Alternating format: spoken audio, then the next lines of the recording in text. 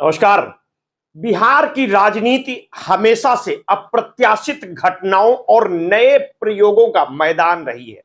कभी जातीय समीकरणों का जाल तो कभी गठबंधन की राजनीति का खेल और कभी परिवारवाद की तकरार। और यही इस राज्य की राजनीति की पहचान है।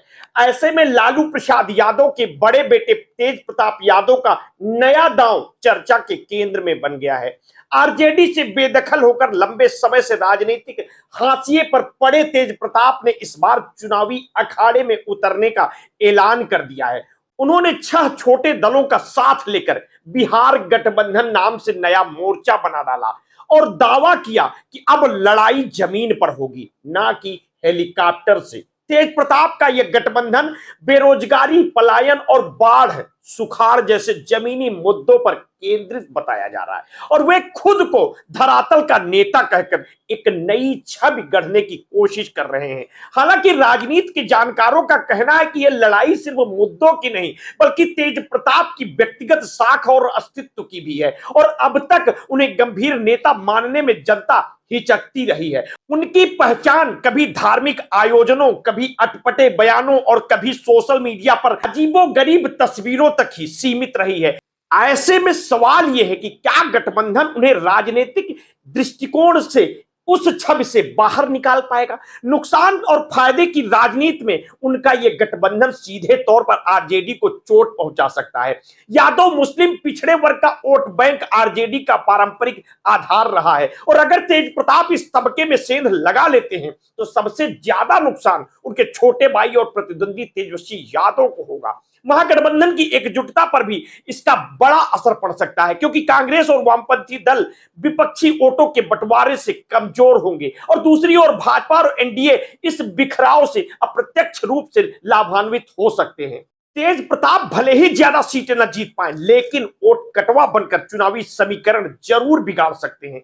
बिहार की राजनीति पूरी तरह जातीय समीकरणों पर आधारित है और यही कारण है कि हर नया राजनीतिक प्रयोग इन्हीं आधारों पर अपना असर डालने की कोशिश करता है। यादव समुदाय अब तक आरजेडी की रीढ़ रहा है और लालू परिवार को एकजुट होकर समर्थन देता आया है, लेकिन तेज प्रताप भी यादव समाज से आते हैं और लालू प्रसाद के बड़े बेटे होने का भावनात्मक कार्ड उनके पास है और अगर वे अपने हिस्से का कुछ प्रतिशत वोट भी निकाल पाए तो यह सीधा नुकसान आरजेडी को होगा। मुस्लिम वोट परंपरागत रूप से महागठबंधन के साथ रहा है। तेज प्रताप के लिए इस वोट बैंक को अपनी ओर खींचना आसान नहीं होगा, लेकिन विपक्षी खेमे का हिस्सा रहते हुए वे इतना जरूर कर सकते हैं कि मुस्लिम वोटों का एक छोटा हिस्सा उनकी ओर खिसक जाए। निषाद और मल्लाह समाज बिहार की राजनीति में निर्णायक रहा है। एनडीए ने इस वर्ग को साधने की कोशिश की है। वीआईपी पार्टी जैसी ताकतें इसी आधार पर खड़ी हुई हैं। तेज प्रताप का नया गठबंधन इस तबके पर भी नजर गड़ाए हुए है। यदि वे वीआईपी या अन्य छोटे दलों के वोटों से सेंध लगा पाए तो विपक्षी खेमे को स्थानीय स्तर पर कुछ फायदा हो सकता है। हालांकि यह आसान नहीं होगा, लेकिन विपक्ष और अति पिछड़ा वर्ग बिहार के चुनाव का असली गेम चेंजर है। नीतीश कुमार ने इन्हीं वर्गों के सहारे लंबे समय तक सत्ता भर पकड़ बनाई है। तेज प्रताप की सहयोगी पार्टियां इन्हीं वर्गों में काम करने का दावा करती हैं। अगर उनका गठबंधन ग्रामीण इलाकों में गहराई से सक्रिय हुआ तो यह तबका आंशिक रूप से प्रभावित हो सकता है और तेज प्रताप की राजनीति का दूसरा आयाम उनका धार्मिक और आध्यात्मिक रंग भी। ये खुले तौर पर कृष्ण भक्त हैं, समय समय पर धार्मिक स्थलों की यात्राएं करते हैं और अपने अनुष्ठानों की तस्वीरें व वीडियो सोशल मीडिया पर लगातार साझा करते रहते हैं। उनके आलोचक यही कहकर तंज भी कसते हैं कि तेज प्रताप को चुनावी रणनीति से ज्यादा धार्मिक आयोजनों पर ध्यान देना चाहिए।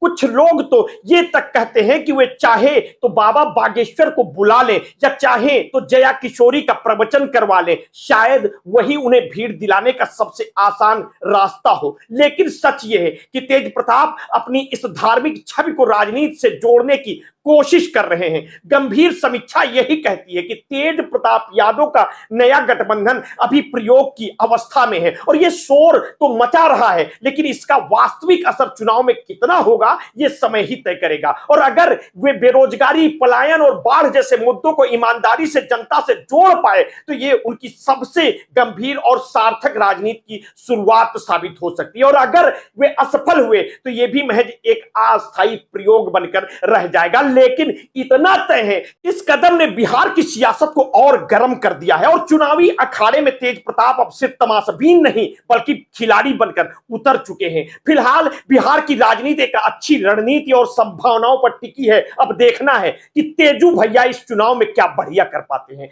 फिलहाल आप इनके राजनीतिक कदम पर क्या सोचते हैं, अपनी प्रतिक्रिया हमें वीडियो के कमेंट बॉक्स में अवश्य दीजिएगा। आपने अगर अभी तक हमारे चैनल को सब्सक्राइब नहीं किया है तो तत्काल कर लीजिए, बेल आइकन दबाना बिल्कुल ना भूलिए। अपने स्वास्थ्य के प्रति सचेत रहिए, सजग रहिए और हां, आपने कभी भी कोरोना वैक्सीन लगवाई है तो समय समय पर अपने ब्लड प्रेशर की जांच अवश्य कराते रहिए। अपना ध्यान रखिए। बहुत बहुत धन्यवाद। साधुवाद।